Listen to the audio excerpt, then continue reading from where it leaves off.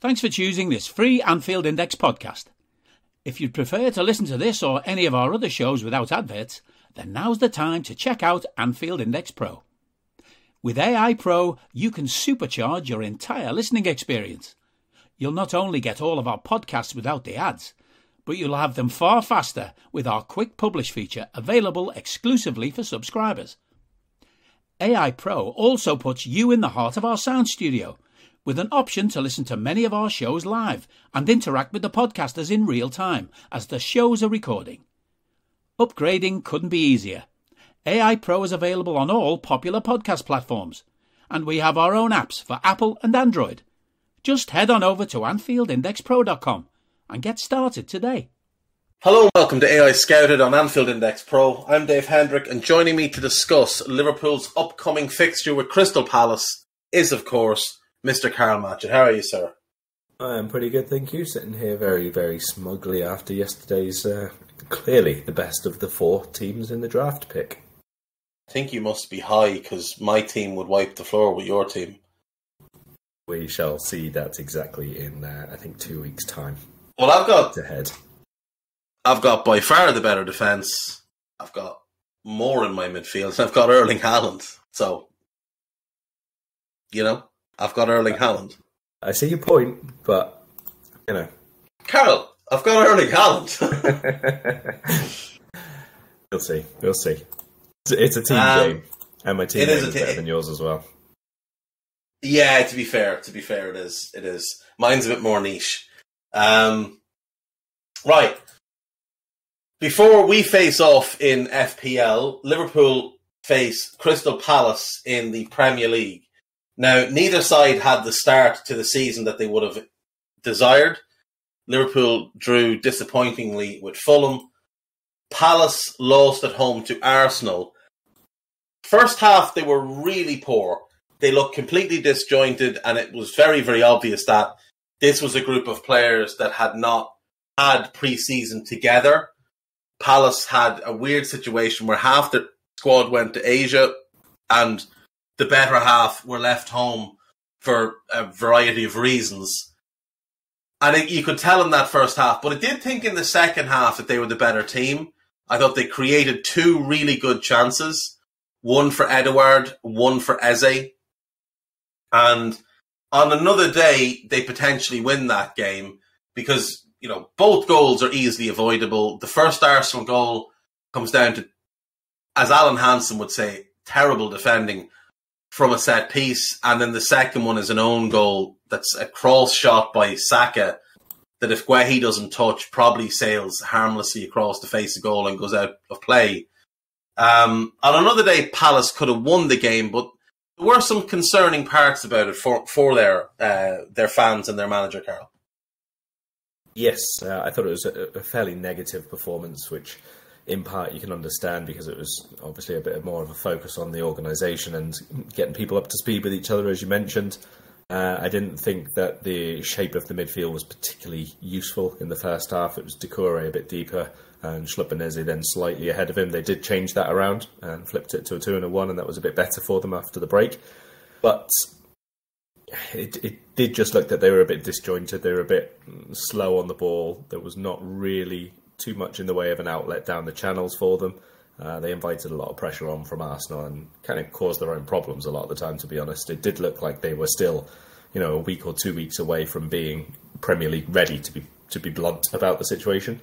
There were a few good performers in that defensive spell, but the team showing wasn't obviously particularly good. I thought Doucouré had a good first half.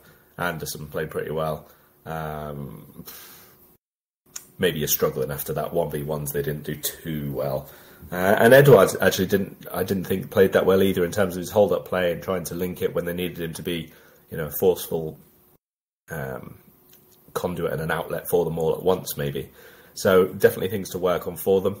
Like you say, they could have scored a goal. I think it's a stretch to say they could have won, to be honest, because Arsenal had a couple of other chances themselves. But definitely there is a chance, the one-on-one that he had, the way he opened his body, that has to go in, especially if you're not playing well in the team at that on that particular occasion. That's just the kind of massive open opportunity that you have to take. And I think he would have been pretty disappointed not to score from a position like that, to be honest. But like you say, it was better after the break. It was a bit more fluid and a bit quicker down the channels, the way that we were used to seeing them play towards the end of last season. I don't really think that there's anything to cause them any undue concern there, to be honest.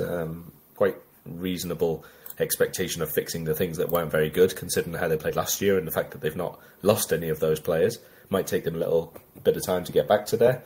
And of course, consistency is obviously the key for a team who's trying to break out of that mid-table gang of like 8 clubs and try and push up towards the top of that. So maybe that comes for the younger players over the course of the next few months. Nothing, like I say, to worry about long term.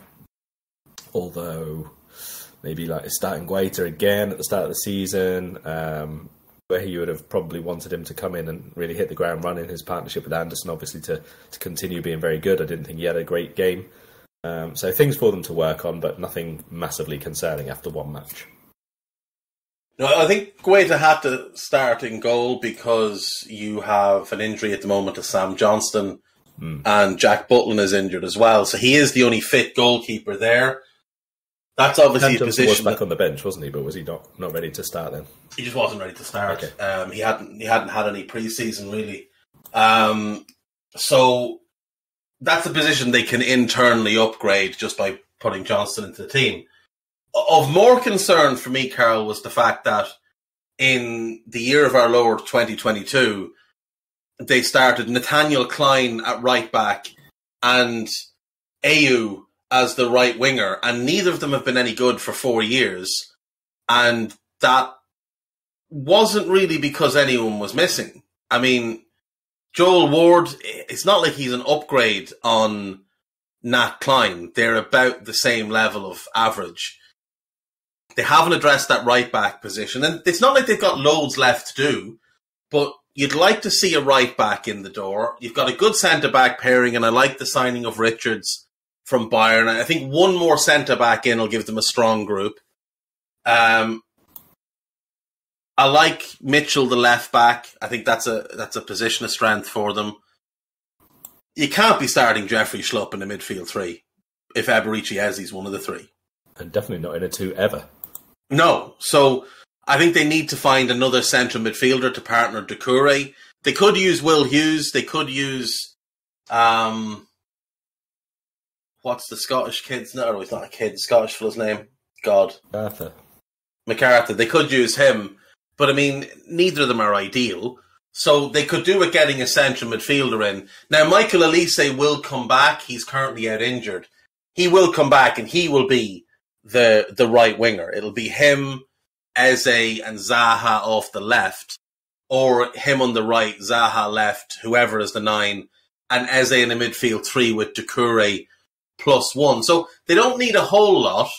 But you'd probably still look at their starting 11 and say, you've got to upgrade at right back, and you definitely need to get one more in midfield. Yeah, I wouldn't argue against the positions. That's definitely the areas they need most. And I think they're also counting quite a lot on an improvement from Mateta up front as well, to be honest. Because Edouard's a good finisher, but obviously it's a big step up to the Premier League and to try and be that kind of clinical, regular goal scorer at this level. So maybe that comes for him this season or next season after that. I don't think they'll be too concerned about his performances, given the work rate he has in the channels and the press and all the rest of it that he offers them.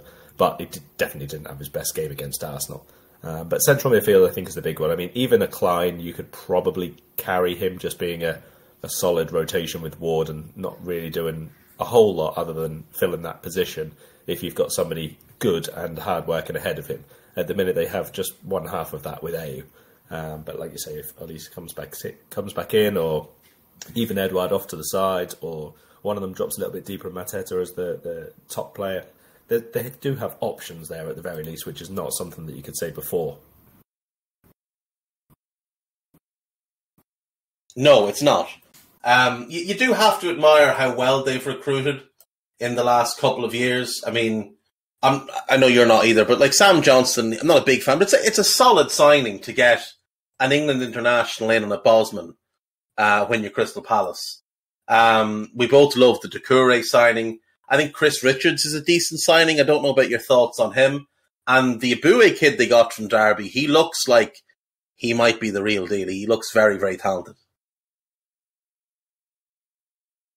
Yeah, limited viewing of him, obviously. Coming on the other night, he looked pretty decent, looked very, very comfortable in possession. And I think, is it Plange as well, who they took from Derby as well? Luke Plange, they brought him in. Really did he come in January and went back on loan, I think? Yeah, so he's basically here now for the first time with him, sort of thing. So he's very, very highly rated. Again, not someone I've seen very much of at all. So we'll wait and see how much of an impact they have. And obviously someone's going to have to make way from the bench there, at least one or two, once they get a couple of players back. Yeah, it's very difficult to have anything but admiration and quite a lot of I think, for the squad that they've started to put together. I think it was always going to be a 2 or even 3 summer turnover, considering the sheer volume of players that they had to get through after Hodgson left and the whole mess of players that they had out of contract and really aging squad. So I think they've made really good strides, considering this is only now 14 months on from that point, and lots and lots of reasons still to be optimistic for the future, just not hopefully the immediate future. Yes, we could do with them having another little stumble on Monday night. This is a Monday game, an 8 p.m. kickoff under the lights at Anfield. Well, it'll still be bright, but the lights will be on anyway.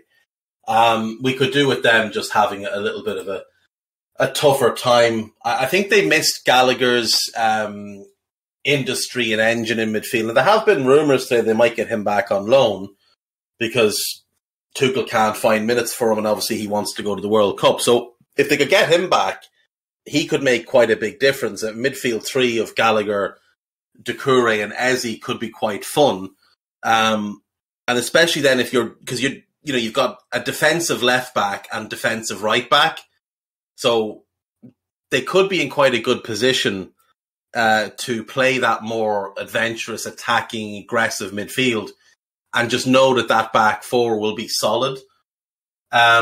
So they got him, and they've been linked with Wan-Bissaka as well on a loan. So if they got the 2 of them, that would improve them. Wan-Bissaka is obviously not fantastic, but he's more suited to Palace than he is to a top club.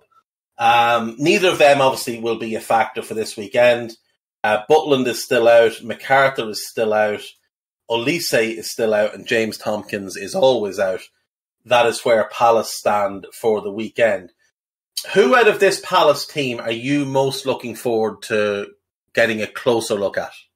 Doucouré again. I'm keen to see him obviously in as many games as possible in the Premier League and see what his consistency level can be like. A player I really, really liked last season. I think he was one of the better players around in terms of that role on the pitch across the major European leagues.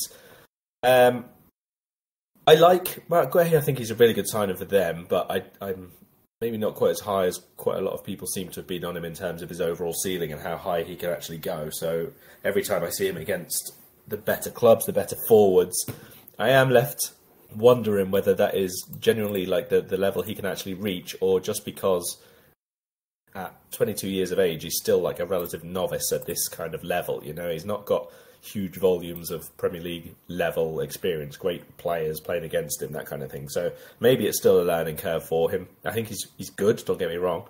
I've seen quite a lot of people saying another year or so at Palace and maybe he'd be ready for a Champions League club. I don't really see the positional work, his body turn and that kind of thing when runners are going in behind him. I don't really see that being anywhere near as good as some of the defenders that we've had or City have had, that sort of thing, or European sides for that matter. Eze is always fun, so I do like watching him, but he's another one who probably you look for a bit more consistency from this season, because he can be a real game changer for them, someone who can drag them from games when they're struggling to keep hold of the ball or struggling to get out of their own half, that sort of thing. He should be the ball carrier for them. He should be the conduit who can help link the front 3 or get the ball to Edouard's down the channel so that he can lead the team out, that sort of thing. And also, of course, he's got the talent in the final third to be a real goal threat himself. Yeah, I agree. I really like Mark Guehi, but I do think there's work to be done. But you have to remember as well, that last season was his first year in the Premier League. He is still a very young central defender, only 22 years of age, turned 22 in July. So he is going to make mistakes. He's going to have rough games because that's what happens with young defenders of that age. While we've been recording, actually, Palace have announced the signing of Kofi Balmer from Larne FC, a young Northern Irish central defender. Don't know anything about him, but best of luck to him while he's there. Yeah, I mean, for me, is with Doucouré and Eze are the two I'm really looking forward to. I'm most curious as to who the third midfielder will be, because if it's Schlupp, I just think the balance is all off. If it's Will Hughes, then I think that could be a midfield that could cause us some problems, because you've got Doucouré's dynamism and his ability to enforce his will in a game, and you've got Eze's ability to run off the back of midfielders. And if Eze plays on the left of a three, and we're playing, let's say, Harvey Elliott on the right of our three, that's something that would concern me quite a lot, is who is going to track Eze when he moves forward. If they play 4-2-3-1, then it works a little bit better for us in terms of the balance, because Fab can pick up Eze. Doucouré would probably be on Harvey, which is going to be problematic for us when we have the ball, because Doucouré will close him a lot, but Doucouré is not going to add a huge amount going forward. And then Will Hughes against whoever the third midfielder is. If it's Henderson on the left for us, that's going to be ugly. We'll talk about that in a second. Let's talk about us then. So going into this game, we have a number of players out. Looking at premierinjuries.com, right now we're missing the most players of any club. We have 8 players unlikely to play this weekend. Actually, sorry, 7, because Naby Keita should be back. So Thiago is out, Curtis Jones is out, Diogo Jota is out, Caoimhín Kelleher is out, Costas Tsimikas is out, Alex Oxlade-Chamberlain is out, and Ibu Kanate is out. It's a little bit concerning to me, Karl, that so many players are out this early in the season. Now, I know Jota and Ox, those are injuries sustained in pre-season. Kelleher, it was on international duty. But like Thiago injured in the first game, not an ideal start. Curtis Jones injured in a runaround in the Community Shield. Klopp's words on his injury are a little bit worrying for me. We hope with Curtis we caught it in the right moment. That's just how it is with young players. They have some kind of stress reaction sometimes, and then if they go over it, it's not massive pain. It could lead to something serious. Now, he was seen walking into Anfield on the Sunday when Liverpool played Strasbourg, but leaving on crutches with a protective boot on. And when Klopp says stress reactions, my mind thinks stress fracture. As usual, it's pretty hard to get the exact diagnosis, details. They never really say exactly what it is or what the problem is, and you really can't believe anything that we put out officially in terms of a timescale to come back. So it's a bit of a shame again. You know, last season at the start of the campaign, he was missing with that stupid eye injury that he had. He was missing with COVID. He was missing with, I can't remember if it was a knee or an ankle, something like that. He was really unfortunate with things that you can't do much about. You know, someone scratching you in the eyeball in training. I mean, how do you prevent that? And it kind of feels like it's the same again for Jones this year. It's like something which has happened, which he's not really because of the way he plays or because of the way he trains or anything like that, and yet it could keep him sidelined for quite a while, depending on obviously what it is. And again, it's a little bit pointless to speculate too much, because I agree when he says stress reaction, it's a stress fracture, it's a stress impact. The load has to be reduced, basically, is the upshot of that. So Curtis Jones missed 62 days with the eye injury. That's Mochatra there in the chat group for us, just counting up the minutes and that was meant to be 2 weeks. Yeah, that was meant to be 2 weeks. Then it was the international break, and then he came back, and it was still not ready to be back in full training, and then it was still not ready for matches. And by that point, obviously, we're on a good win and run, and it's very difficult for him to get back in the team again. So at the moment, we could really do with him as an extra body there in midfield, because he has played that left-sided role more often than anybody else when Thiago's not playing, maybe other than Keita. But I'd say their numbers on that left side are quite split because Keita played a lot on the right, obviously, as well. So it would be useful to have him right at the moment. But if it is any kind of, one of those injuries that you just literally have to leave it, you can't put it in a cast, you can't, do too much work on repairing it. All he can do is keep his weight off. Yeah, it's just waiting. That's all you can do, is just wait for it to be back to where it needs to be before you can start training again. And it's a very, very frustrating position to be in. It is. And it's just, Thiago, they said 6 weeks. Would anybody really bet their life that he's back in 6 weeks? Curtis, there's no timeline, so God knows when that'll be. Jota, Klopp has been fairly vague. Now, somebody did speak to somebody at Liverpool. Somebody from AI spoke to somebody at Liverpool, and they were told he will be back in training by the end of this month. So, that could be a boost, getting Diogo back. Kelleher, they're hopeful that he'll be back before the end of this month, and Klopp has been fairly open about the Kelleher thing, largely because he got hurt in international duty. Yeah. We don't really know what's wrong with Costas. Klopp just said he was unlucky in a training situation. So we'll wait and we'll see. Naby is ill. It's not COVID, apparently, but he's ill. So, he was meant to be back for Fulham. I think he trained on the Friday, so he just obviously didn't feel up to it. Ox, I'd be surprised if we see him before the World Cup, to be totally honest, based on the fact that Klopp immediately said it's a serious hamstring injury. That sounds to me like it's a bad tear. And then the Ibu one, where Klopp said immediately after the game, oh no, he's fine, we took him off as a precaution. And then all of a sudden, we're not going to let Nat Phillips leave because of Ibu's injury. That doesn't read well either. No, I think the Konate one's pretty clearly going to be a bit of a while. Whether or not that does in the end stop Phillips leaving, I'm not honestly sure. I don't think it should, to be perfectly honest. I think that for the sake of maybe a couple of games where you might have to call upon him, I'd probably say that it is better for Liverpool's future to use somebody else, and better for his future for sure to go now rather than another 6 months down the line. But we'll see. We'll see when that happens. The rest of them, like you say, I don't even know what cost us him because his injury is. Unlucky in training just sounds like he got nutmegged and has a bruised ego to me. But obviously it's something which is keeping him from even being in training up until the middle of this week at least. I don't know if he's back in now. So not a lot that we can do about most of the injuries. The Thiago one is obviously the biggest concern, I think, because it was not just the start of the season, but just after the restart of the match as well. I think that's probably the bigger concern, whether that is because it was after a cool down or whether it was something that was felt in the first half and then went again after the restart, or whatever the situation for that turns out to be. I think that's probably the only one I would have any actual concern over, because he's obviously one of the ones that they put so much effort into keeping fit and available last season, and it worked well, we have to say, in the second half of the season, obviously.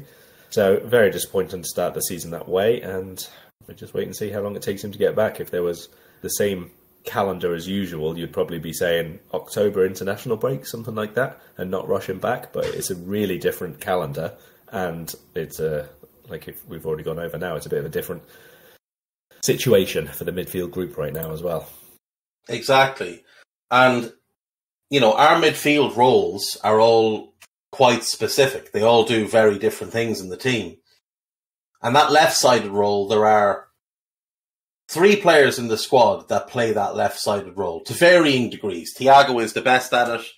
Naby is very good at it. And Curtis is okay at it. Now, he's not nearly as good as the other two, but he does a decent job there. But he's out and Thiago's out. So that means Naby is the only player left in the squad that can play that role at an acceptable standard in the Premier League for a team that wants to win the league. Nice qualifier there. Well, yeah, it means I know someone will say, well, James Milner can play there. No, he can't. No, he can't. Just no. James Milner having a 20-minute cameo, or however long it was, 30 minutes against Fulham doesn't change the fact that when James Milner starts, he struggles. And if James Milner is going to have to chase Eberechi Eze all over the pitch, he is going to be in big trouble. So, with Curtis out and Thiago out, that means we need Naby to stay fit now and play every important game, which is all the league games and the 2 Champions League games, between now and whenever it is one of them reappears. And it just doesn't seem likely to me that he is going to be able to do that, because he hasn't been able to do that at any point in his Liverpool career to date. I think the most frustrating thing about that is that there's just never any ability to not plan for when he's going to get injured, obviously, but any way of knowing that you're in danger now. You know, this is the point where things start to go wrong for Keita, because he can be fit and fine for 6-7 games in a row and be involved for like over a period of 10 matches where he comes in and out and be injured, or he can play once and be injured. And there seems to be much less of a pattern to his unavailability than most of the other players we've had for a long period of time. Like with Henderson, you know, if he starts playing 2 games a week, for example, not too far into that spell, you're going to be running the risk that he starts, you know, getting either some sort of muscle strain or overextending himself or something like that, and he will start to look very, very tired. But Keita sometimes can come in and be perfectly fresh and has started the last game and maybe played 60 minutes and has been built up from sub 2 games and then played half a game and then 60 minutes and then, you know, built up really, really well, and then it's gone. Or he can come in and play 90 minutes and he's gone. There's just very, very difficult to predict what on earth is going to happen with him. He could well go on and play all those games that you just mentioned and nothing happens to him. Like last season, the second half of the season, obviously, again with him, was much better from that regard. But then you start the season without him because he's ill. Is that going to set back on the preventative work that he's done? Is it setting back at all on the pre-season work that he had to do, obviously, to get himself in the same sort of physical state or anything? Is it a mental thing with him as well, that if he misses games for any reason, he's a little bit more hesitant? We don't really know any of this stuff. It's very difficult to gauge. So, I mean, and especially with Oxlade-Chamberlain as well, you just mentioned all the games that players can or can't or have to play. Oxlade-Chamberlain, between now and the World Cup, I think we've got the League Cup, 7th of November week. That's it. Yeah. 3rd round League Cup. That's about it. 4th round, I think, is in December as well. But, you know, depends if we get there. Depends if he's back for that point. So it's unlikely we're going to see too much of him before the new year. That's the thing. And then we go into January, he's got 6 months left in his contract. And you just don't know, like, how he doesn't tend to be part of the group late in seasons. I mean, remember when it was Forest away in the Cup. He played fairly poorly, and Klopp took him off, and he was seen to say, "I haven't played in weeks." And he was really annoyed about being taken off. And I don't know that we saw him a whole bunch after that. Like, that was the 4th round of the FA Cup, maybe? Which is early enough in the second half of the season. And we just didn't see him. Like, and that's a concern. Is that, does Klopp even trust him to play when he comes back? Like, people keep bleating on about numbers in midfield, but the facts are that when push comes to shove, he doesn't play Ox, he doesn't play Curtis, he doesn't play Harvey.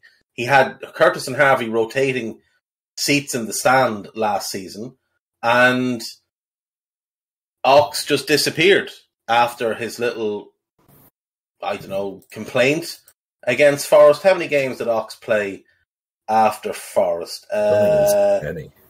He played against Norwich in the league. He played 62 minutes. That was before Forest. Yeah, so he played again after that. No, it was the quarterfinals of the FA Cup. So it was later than I thought. It was the 20th of March, but he didn't play again after that. He didn't even make the squad for a lot of games. Which, you know, just goes to show he didn't play a single minute in any of the knockout stage of the Champions League.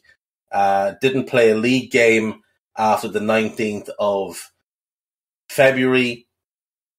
didn't play the semi-final, it wasn't in the squad for the semi-final or final of the FA Cup, wasn't in the squad for the second leg of the League Cup semi-final, and didn't make it onto the pitch in the final. So, I mean, Klopp just doesn't trust him for whatever reason.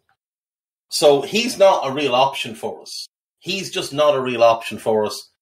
He's out injured. Curtis is out injured. Naby is sick. Thiago's injured. Like, people can try and do all the mental gymnastics they want, but it's very clear that there's an issue here. And of those I haven't mentioned as being out, there are 4 fit midfielders, Karl. 4 fit midfielders at the club right now. Now, Naby would make 5 if he's fully ready to go, but at the moment there are 4 that we know are fit. James Milner, who's 36 and not good enough. Harvey Elliott, who's 19 and has less than 10 Premier League starts under his belt. Jordan Henderson, who is playing awful football at the minute. And Fabinho, who doesn't exactly look in the best of form either. Like, this midfield is a concern. Or at least it should be a concern. Yeah, I know what you mean. I mean, Fabinho, look, when he's bad, he's horrible. Like, it's almost like displacing him and putting me in his shirt. That's the kind of level that he plays at when he's having an off day, isn't it?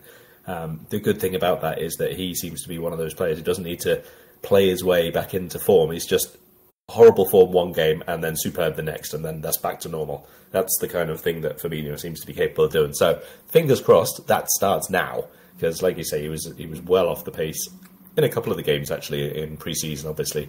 And then for the opening weekend as well. I think the midfield as a whole was terrible in the first half. It was so one-paced, very, very unadventurous, not aggressive in the slightest. It was, other than Thiago with a few challenges and passes forward, there was very, very little to like in the midfield in that first game. So I'm expecting whoever started, even if it was the same 3, massive improvements in this one, because that's where everything comes from in this team. As for who starts, it kind of has to be Fabinho anyway. And then I think Harvey Elliott can come into this one. I think that he had a bit of an impact off the bench. I think he played really well in pre-season. I think that there is no specific reason why he shouldn't start. You know, like you've said, we've not got the players at the moment. There are not numbers of people there who can claim to be in better form or looking better at him at the moment, unless they've been unbelievable in training that we've not seen this week. So I don't see any reason to not. You know, he was in the team towards the beginning of last season, and everything that you've said there is true, that he didn't really get the trust towards the end of last season. He didn't have the involvement last season. He hasn't had, I think he's still on 4 Premier League starts at the moment for Liverpool. So that's all true, but we also know that is as a direct consequence of his injury last year, and he didn't get back to good form. He didn't get back, you know, that ability, the rhythm to be in the team for that key part of the season. Was it just me, or did he seem to come back too quick? I don't know if he came back too quick, because, I mean, the first game, he was really good. Remember the game remember his first start when he came back? Yes. Was Inter Milan away. Yeah, and he was really poor. Yeah. But so he comes back in the league, right? In the league, he comes back against Leicester on the 10th of February, plays half an hour, does not kick a ball in the league for 3 months. Between the 10th of February and the end of the season, he appeared once, played 65 minutes against Southampton. That's it. Wasn't in the squad for the FA Cup semi-final or final. Obviously did make an appearance in the League Cup final. But he just seemed to be out of sight, out of mind or something. Like, again, played against Inter in the same week he played against Leicester and wasn't seen again in the Champions League. So after that week where he comes back, plays Leicester, plays Inter, he plays 65 minutes against Southampton, 45 minutes against Norwich, and 64 minutes against Forest. And that's it. So, like, he comes back in February and plays, I don't know, 200 minutes between then and the end of the season. It just doesn't seem... Well, no, I think that's ideal. It's definitely not ideal, but I think it was largely expected, to be honest, at least for myself. Like, we got to, March or so, and I started saying, like, now we're reaching the point where you are going to have a core group of maybe 14, 15 players. And Elliott wasn't in that because he hadn't been able to be in that. He wasn't playing. So there was no way he was going to be in the go-to group. You know, if he'd have been on the bench for a cup game... But this is my point about why when people say, well, he's the starting right-sided midfielder, there's just no basis for it. No, there's not. There's no basis to say that he is. But there is reason to say that he could be. At least he's going to get the opportunity that he could be.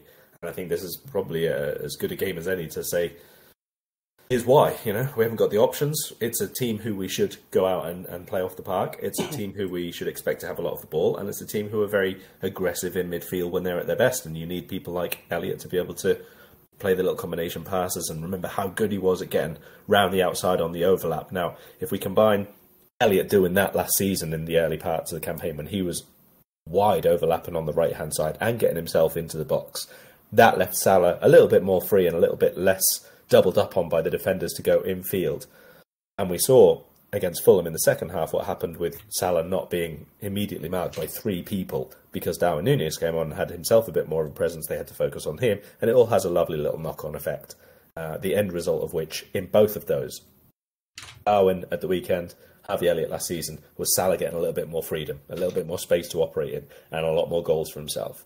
So I would like to see that re-established. I'd like to see if we can find that link-up play that we saw in the early part of last season as well, because Trent, Elliott and Salah were really, really good for a tiny little spell. You know, not much of a sample size, but it was really good while it lasted. So it's something that I think is a reasonable time to do. The fixture, the fact that it's at home, the fact that we obviously need to win and therefore you would generally put out a bit more of an attack-minded midfield. I think it's probably the one that he comes in for.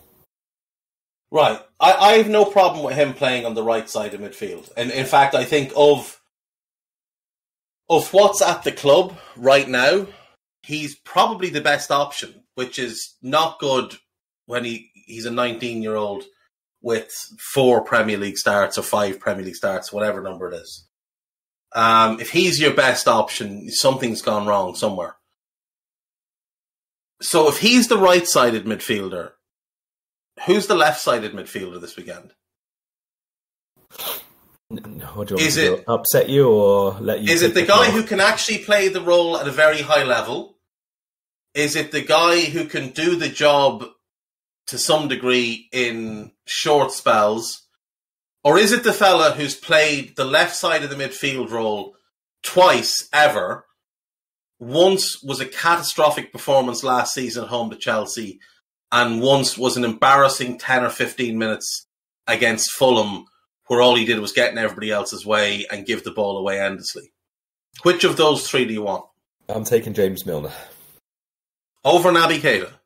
Well, I'm assuming that Naby Keita is not 100% fully fit and firing. If he is, then fine, Keita starts. But I'm not expecting, again, due to the build-up that we've given him previously and the gradual increase in loads and all the rest of it, that he misses the end of pre-season, misses the start of the season, and then comes straight in to start the match. Right, so you're going Harvey and Milner as the 8s. So is Fabinho your 6, or is the captain sliding into the one position he can actually play at this point in his career? I think it's going to be Fabinho, with the exception of if he's been still completely under par during training, then it would be Henderson, and I don't really have an issue with that either. Well, if you have no issue with in the second game of the season a starting midfield of Harvey Elliott, Jordan Henderson, and James Milner, that's absolutely fine, Karl. Listen. That's absolutely fine. That if that is your preferred choice of midfield, that's fine. Listen, would you like to bring back Adam Lallana, perhaps? Our starting midfield. And you can have Lallana, Henderson, and Milner. You tell me last season, opening day of the season, our midfield for that. Milner played the 6, didn't he? First of all, we played Norwich. We did. So, you know. Was it Harvey? No, it wasn't Harvey. Harvey didn't play that game. Was it Curtis? Milner and Naby. Not far off. Naby was definitely the left-sided one. Yeah, and Milner played the 6. Milner played the 6. It was Alex Oxlade-Chamberlain on the right. Milner, Keita. That is rancid. As an interesting midfield to open the campaign with. So I would suggest that this one would be It's not better. It's not better. It's not better. It's better than James Milner's a better footballer than Jordan Henderson. Naby Keita is miles better than anybody in your suggested midfield for Monday. Yes. And Ox, well, I mean, look, Ox in the right-sided role should have been really good. It's just he got injured and never really got another proper run in the team. But we needed a midfielder last season as well. Yeah, well, I'm with you. And Crystal Palace are a significantly better team than Norwich. The midfield that Crystal Palace put out, like, Lees Malou is okay, Lucas Rupp is not okay, and Billy Gilmore is not a Premier League calibre player at this point in his career. They're going to put a much better midfield out than that. Like, Doucouré and Eze alone is better than that.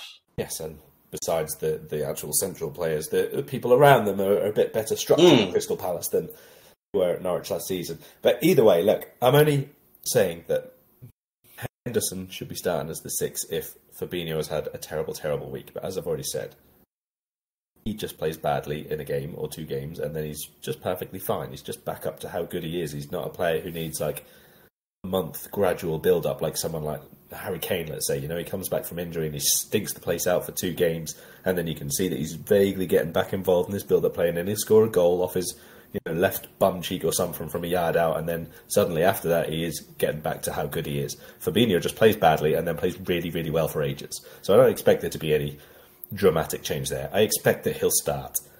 I would play Milner over Henderson for the left-hand side. Oh yeah, definitely. I mean, I'd play you over Henderson for the left-hand side. He just can't play there. Every week. But he just can't play there. Like, he's far too right-side dominant. He has no awareness of position wherever he is. And when he plays on the left-hand side, Sam Maguire has a piece up on his Patreon, if people can go and have a look at that. And my good God, he picks the ball up in the left-sided role, wanders his way into central midfield, plays the pass, and then just stands there, doesn't get back into position, and just gets in everybody's way. And then there was a second thing that Sam was too nice to put in, where he received the ball, had a simple ball on to Robbo, who was about to run into a big gap of space, and he just couldn't work his feet out to get it onto his right foot because he won't play it with his left foot. He can't play there. He can't play there. Just go and watch the Chelsea game from last season. Like, Jesus Christ. It was absolutely horrific. And Fab and Curtis had to carry him all game long. It was appalling to watch. So, no, he can't play there. If he's going to play, he has to be the 6. He can't play as an 8 anymore. He can't play as the right-sided 8 because he's just not good enough. He doesn't have the technical ability. He doesn't have the intelligence to play the role. He's not calm enough on the ball to play the role. He's fine as the 6 because he gets loads of time on the ball. Defensively, he's an issue anywhere, but as a 6, he is fine on the ball. He can pick his passes. He can slow the game down to suit himself. He can speed it up when it's working for him. But as an 8, he just has such a negative impact. So if he's going to play, it has to be the 6. And if Naby's not ready to go, then it is Harvey Elliott and Milner starting either side, which, I mean, there's just no argument made that we don't need another midfielder. Let's look at the rest of the team. Would you be keeping the centre-back partnership from last weekend, given they had a little bit of a questionable day, or would you give Joe Gomez an outing? I would probably keep them, to be honest, because actually the team had a bit of a questionable day if it comes to that, including Alisson for the first goal especially. But if we're making changes in midfield and it's nowhere near the strongest midfield we can put out, then yeah, keep the 2 of them as they are. Now, you're sure you wouldn't like to double down on the gammon midfield that you've said you want, and you wouldn't want Nat Phillips in there? I mean, I'm all up for bringing back the Reece-Nat partnership because it guarantees us top 4. What you're telling me now is that your ideal Liverpool team is John Flanagan at right back, Nat Klein at left back, Reece and Nat, Peggy Arfixhead in goal, Lallana, Milner and Henderson in a midfield 3, Henderson on the left of that midfield 3, obviously, just to spice it up. And then up front, you're going for the silky skills of Andy Carroll with Christian Benteke running off him, and then Charlie Adam on the right side, cutting in on that dangerous left foot to unleash all hell. That is your ideal Liverpool team. No love for Stuart Downing? Or we go Stuart Downing with left back. We'll go Stuart Downing at left back. Charlie Adam and John Flanagan as a right-sided combo. There's not going to be too much overlapping there, is there? Overtaking maybe, but not overlapping. Like, Flanagan's that slow, he couldn't even overlap poor El Chatham. Yeah, so we're going, Downing on the left. Downing is your outlet. Downing is the left-sided Trent in your team. Balls. Crossfield balls to Jurgen Klopp, stood in the touchline wondering what the fuck is going on with this team. No, so you're going Matip and Virgil, Robbo and Trent, obviously, Ali in goal. What about up front then, Karl? Because obviously the other big question mark last weekend was who would start as the number 9. And I think it's fair to say Jurgen got that one quite wrong. Because once Darwin came on, we looked a completely different team. And he really was the one who inspired the comeback, if you want to call it that. Yes, he did, no question. I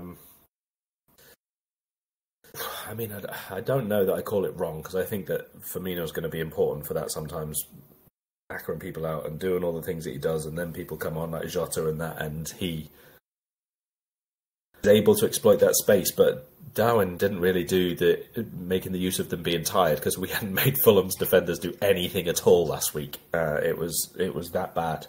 But what he does is he has such a presence, and he's just a pain in the ass and a non-stop runner, and he's so big that he naturally looks like he needs more attention than Firmino did. Even Firmino on his best day, apart from the fact that defenders couldn't really get close to him because of his movement and everything, he would never have been the type of player where they'd say, double up on him. Never, because he's not that big, he's not that quick, he's not that known as being a predatory goal scorer. You know, you'd mark against his movement and his through balls and that kind of thing, but you would never try and double up on him. And that always meant that Salah was. He was always doubled up on, and there was always somebody else just inside if he was cutting in. And the same for Mane to a slightly lesser extent.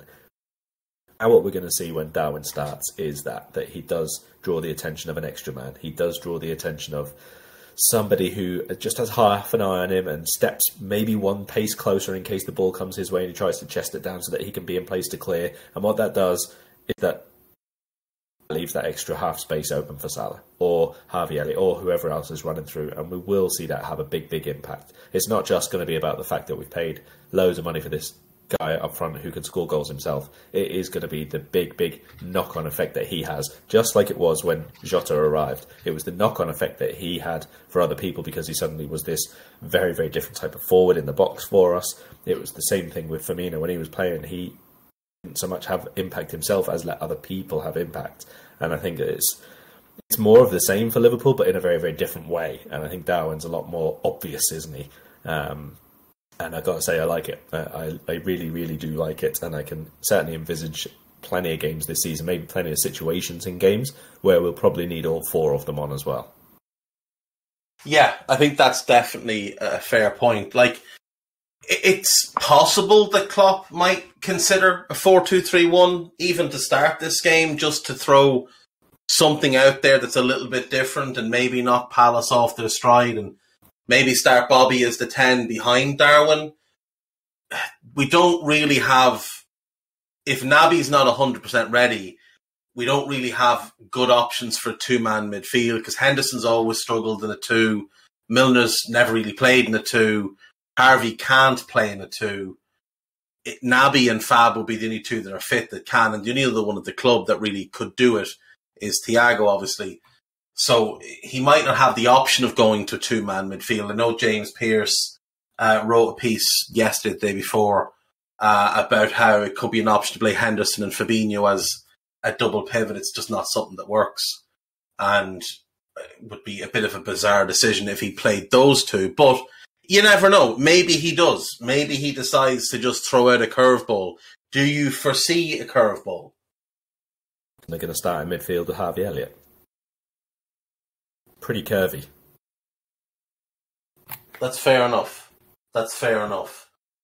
Right. I don't think we'll have a 10 for this game anyway, not to start with. No, I don't either, to be fair. I don't either. So, yeah, we're going to go with a strong team, bar that midfield. We're going to have a really good defence. We're going to have a really good attack. We should have enough to beat Crystal Palace at home. Like, there's no real excuse for us not beating Crystal Palace at home. But then, you know, the Premier League can be a little bit funky. What is your prediction for this game? Largely based on whether or not we play better, to be perfectly honest. I think Palace will really frustrate us. I think that they showed against Arsenal what their approach is going to be at the start of the season for them. You know, they've not got an easy start, have they? Let's be fair, playing against Arsenal and then Liverpool. And even though it's Aston Villa, then after that it's Man City. So it's not the kindest fixture list that they've been handed at the start of the season. I wouldn't be surprised if they still see this first, most of August, let's say, as not pre-season exactly, but certainly a period of games. Trying to find the rhythm. Yeah, find the rhythm, be really, really organised, just work on off-the-ball stuff, and you know, we'll see if the forwards, the creative individuals that they have, Zaha with his ball carrying, that kind of thing, can really create goal, create a few chances out of nothing, or be a bit better on set pieces or whatever. So if they do that and we play similarly to how we did against Fulham, I can see another draw, no problem. You know, we might score a goal, we might score a couple, but we were so open, and they'll be a little bit better, presumably, on the counter than they were in the first game, just by way of rhythm and fitness and a bit more pace to their game. But there's no reason why we should play the way that we did against Fulham. We should be much, much better. We were in the previous game. We have been at different times in pre-season. And previously, we've started seasons really well as well. So there's no reason to suspect we'll be as bad as we were there. You know, that should be the only wake-up call this team needs. You know, we've had plenty of times in the past, like, let's say 3 seasons, 4 seasons, something like that, a bad game, a bad performance, you don't win, you should do, fair enough, but they react really well. That's been like a big theme of this team. So we can expect that it would be the case again. First game at Anfield, obviously, should hopefully be decent atmosphere and all the things that come with that. So I am going to go with a win and a much improved performance, and I'll say 3-1, let's say, because we've got to be better than Arsenal, obviously. But I just expect that that's going to happen. If we do start slowly, have the energy, if we don't really be as aggressive as we should have been, this will be a grind. Yeah, it will. And Palace will take a lot from what they saw of Liverpool against Fulham. And they will see that the aggression that Fulham showed in midfield really threw us off. They will see that quick transitions and long direct balls to a big, powerful, decently quick front man can have a bit of an effect on us if things are off. So I expect them to start Mateta, and I expect them to try and hit him and get runners moving off him in a similar way to what Fulham did. I think Doucouré, and it wouldn't surprise me if Will Hughes does start this one, that those two might start flying into a few tackles early on and trying to just knock us out of rhythm, trying to filter the ball to the players in the Liverpool team they believe can't hurt them, and just get as close to Salah as possible. Because, in fairness to Anthony Robinson, he kept Mo quiet for about 65 minutes, and he did it largely by becoming like a snazzy sports coat for Mo and wrapping himself around him. So it wouldn't surprise me if Tariq Mitchell tried something similar, got up really close to Mo, and just commit niggly little fouls if you're worried he's going to spin you. Boot him when you can, try and force him back, especially if that midfield is questionable.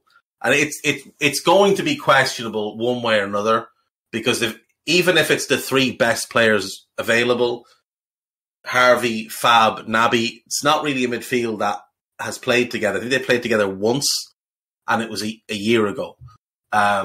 So, there's question marks over any midfield we put out there. And I think they're going to look to take advantage of that. I think Vieira's shown since he got there that he can plan well for games. They're a difficult team to beat. And I would expect them to be a lot better. But I also expect us to be better. And I don't think it'll be comfortable. I don't think it'll be pretty. I'm not even sure we'll be a whole lot better. But I think this team will find a way to win. I'm going to go 2-1. I think we take it.